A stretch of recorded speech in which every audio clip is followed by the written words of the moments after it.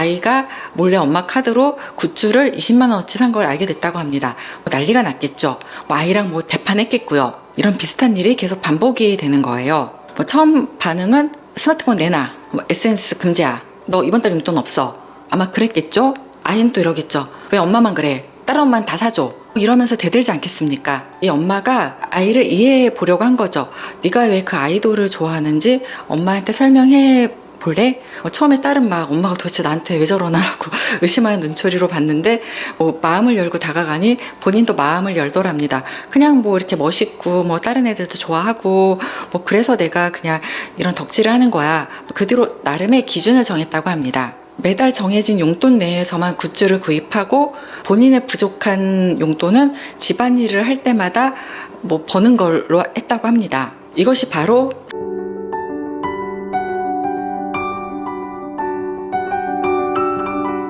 엄마의 자존감이 어떻게 아이의 미래가 되는지, 그리고 건강한 자존감을 어떻게 되물림할 수 있는지에 대해서 말씀드리려고 합니다. 원장님, 우리 아이가 저에게 엄마는 왜 그렇게 맨날 한숨만 쉬어? 이렇게 물어보더라고요. 그 말을 듣는 순간에 그 엄마분이 순간 아차 했던 거죠. 그리고 아이 또한 엄마의 한숨 쉬는 모습을 따라하기 시작했다고 합니다. 오늘 우리가 이야기할 자존감의 대물림을 보여주는 현실입니다. 책에서 강조한 말이 있습니다. 숨 쉬는 공기처럼 자존감은 대물림된다고요. 6살 아이가 혼자서 거울 앞에서 엄마 화장품을 바르면서 놀고 있더랍니다. 어느 순간에 화장품을 내던지면서 에이, 나는 왜 이렇게 생겼지? 짜증나, 이러더랍니다. 엄마가 깜짝 놀라서 누가 그런 말을 했어? 이렇게 물어봤습니다. 아이가 천진난만하게 이리 대답하더랍니다.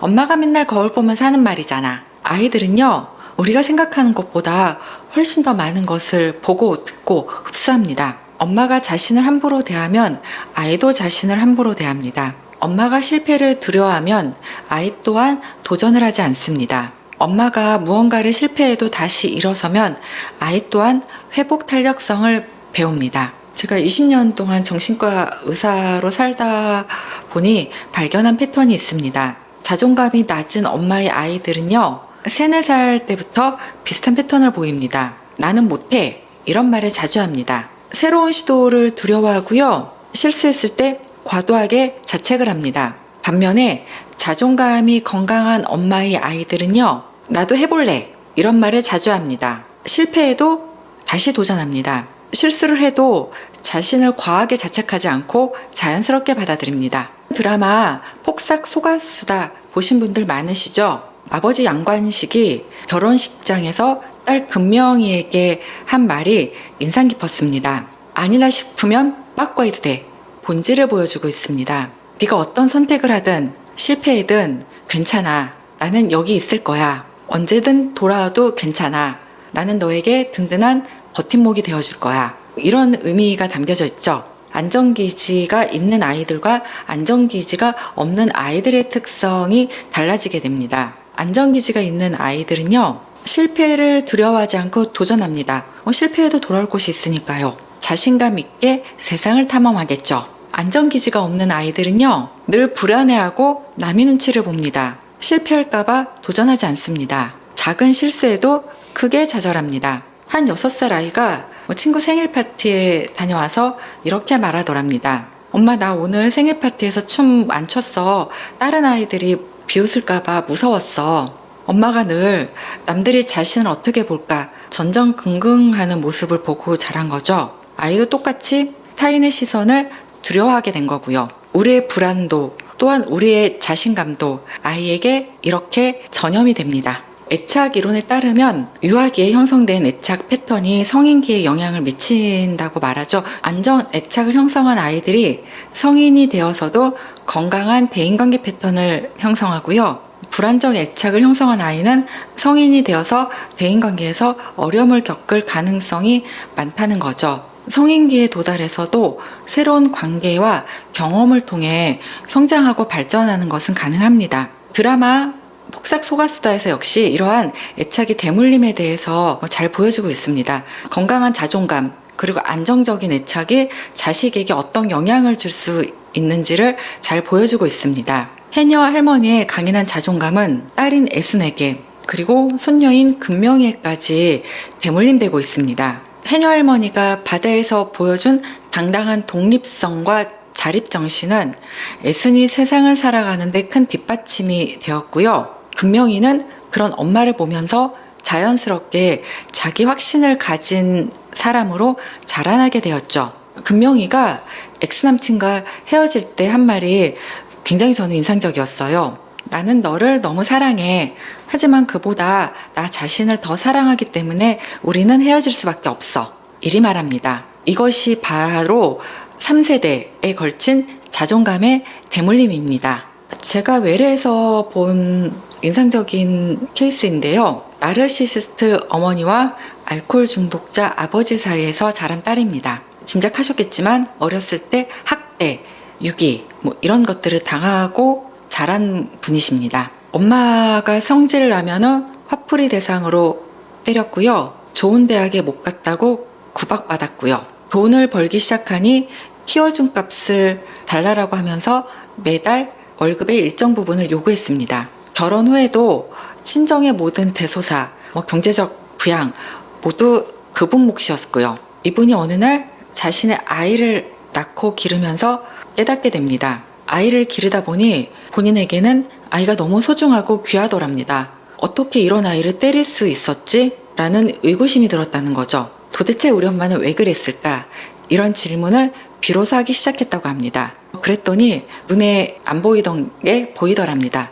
각성을 한 거죠. 그 뒤로 엄마하고의 관계를 좀 정리했고요. 그 뒤로 그녀가 친정과 거리를 두기 시작했습니다. 그리고 친정에서 하는 요구에도 노라고 답하기 시작했습니다. 아이를 최선을 다해 키웠습니다. 내가 경험하지 못한 행복한 어린 시절을 내 아이에게 준 거죠. 세 번째로 다행히 좋은 남편과 좋은 시댁을 만났습니다. 그런 사람들과 연을 맺으면서 나만의 새로운 세상을 열게 된 거죠. 사실 결혼하고 나서 처음 알았답니다. 그 시어머님이 본인 남편한테 하는 거를 보고 부모란 저런 것이구나라는 것을, 그리고 우리 친정이 비정상적인 친정이라는 것을요. 그분의 말씀을 듣고 가슴이 먹먹했습니다. 내 아이는 정말 행복하게 자라고 있어요. 나는 못 가져본 어린 시절을 보내고 있고요. 자신감 있고요. 실수를 해도 두려워하지 않고요. 무엇보다도 자기 자신을 사랑할 줄 아는 아이고요. 제가 평생 갖지 못했던 것을 우리 아이는 자연스럽게 자라면서 느끼고 살고 있고요. 우리 아이가 행복해하면서 환하게 웃을 때 정말 제가 가슴이 충만하게 느껴져요. 이리 말씀을 하셨습니다. 내가 받지 못한 사랑을 아이에게 주면서 동시에 나의 상처도 치유하는 아름다운 과정이죠. 내가 엄마로서 그리고 한 인간으로서 썩 괜찮은 사람이구나, 이런 자기 확신도 갖게 되는 거고요. 이분이 하신 말 중에 이렇게 말씀하셨어요. 나중에 내가 죽을 때 한 번씩 웃고 가고 싶다고. 나는 이 세상을 그래도 노력하면서 살았노라. 내 아이에게 최고의 선물을 주었노라. 아이를 행복한 아이로 길러냈노라. 이런 심정이지 않았겠습니까? 우린 이렇게 상처의 대물림을 끊고 새로운 사랑의 대물림을 시작할 수 있습니다. 책에서 강조한 또 다른 개념이 있습니다. 너의 우주, 나의 우주, 그리고 우리가 만들어낸 새로운 우주가 있다는 거죠. 우리는 모두 저마다의 우주를 가슴에 품고 사는 사람들입니다. 엄마와 아이도 마찬가지예요. 각자 독립된 존재로 사는 겁니다. 할일 지브란의 시를 제가 읽어드리겠습니다. 당신의 자녀는 당신의 자녀가 아닙니다. 그들은 생명 그 자체의 아들이며 딸입니다. 그들은 당신을 통해 왔지만 당신에게서 온 것은 아닙니다. 그러니까 부모는 활과 같고 아이는 화살과 같은 존재입니다. 활의 역할은요, 화살을 더 멀리, 더 높이 날려보내는 것이지 화살을 붙잡고 있는 것이 아닙니다. 요새 엄마들이 아이들과 흔하게 하는 갈등입니다. 어느 엄마분이 아이가 몰래 엄마 카드로 굿즈를 20만 원어치 산 걸 알게 됐다고 합니다. 난리가 났겠죠. 아이랑 대판했겠고요. 이런 비슷한 일이 계속 반복이 되는 거예요. 처음 반응은 스마트폰 내놔, SNS 금지야, 너 이번 달 용돈 없어, 아마 그랬겠죠. 아이는 또 이러겠죠. 왜 엄마만 그래, 다른 엄마는 다 사줘, 이러면서 대들지 않겠습니까? 이 엄마가 아이를 이해해 보려고 한 거죠. 네가 왜 그 아이돌을 좋아하는지 엄마한테 설명해 볼래? 처음에 딸은 막 엄마가 도대체 나한테 왜 저러나라고 의심하는 눈초리로 봤는데 마음을 열고 다가가니 본인도 마음을 열더랍니다. 그냥 뭐 이렇게 멋있고 뭐 다른 애들도 좋아하고 뭐 그래서 내가 그냥 이런 덕질을 하는 거야. 그 뒤로 나름의 기준을 정했다고 합니다. 매달 정해진 용돈 내에서만 굿즈를 구입하고 본인의 부족한 용돈은 집안일을 할 때마다 뭐 버는 걸로 했다고 합니다. 이것이 바로 서로의 오주를 인정하는 관계입니다. 근데 말이 그렇지가 쉽진 않아요. 제가 그 외래 오신 분들 중에 아주 머리가 아프다고 합니다. SNS, 유튜브, 뭐 아이돌 덕질 문제로 아주 골머리 앓는 부모님들 참으로 많이 계십니다. 아이에게 건강한 자존감을 물려주는 구체적인 7가지 방법을 말씀드리겠습니다. 첫 번째는 독립된 실패 경험을 허용합시다. 즉시 개입해서 엄마가 해줄게 이러지 마시고요. 너가 속상하겠구나. 다시 한번 해보고 싶니? 이런 식으로 아이의 감정도 인정하고 선택권도 주는 거죠. 두 번째는 안전기지가 되어주세요. 실패해도 괜찮아. 엄마는 항상 이 자리에 있어. 세 번째는 따뜻한 권위를 세우세요. 규칙은 명확하되 존중의 어조로 대화하세요. 사춘기라는 이름으로 부모들이 자신들의 권위를 너무나 쉽게 포기합니다. 아이들의 버르장머리 없는 말도 다 받아주더라고요. 주의합시다. 네 번째, 엄마의 솔직한 감정을 나눠주세요. 엄마도 지금 좀 피곤해서 쉬고 싶어.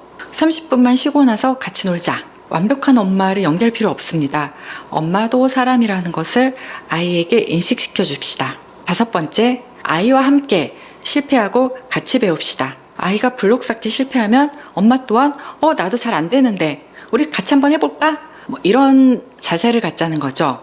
완벽한 엄마가 아니고 같이 실수하고 같이 배우자는 동행의 자세를 갖자는 겁니다. 여섯 번째, 거울 앞에서 나 자신에게 친절합시다. 거울 앞에서, 특히 아이가 보는 앞에서 오늘도 참 수고했어, 애썼어 이렇게 스스로에게 말해보세요. 아이는 엄마가 자신을 대하는 방식을 그대로 배웁니다. 일곱 번째, 애매하게 충분해 이런 말보다 구체적으로 아이의 장점을 칭찬해 줍시다. 넌 지금 모습 그대로 충분해. 뭐 이런 말도 좋긴 하지만 더 좋은 말은 너가 친구를 도와주는 모습이 정말 멋지더라.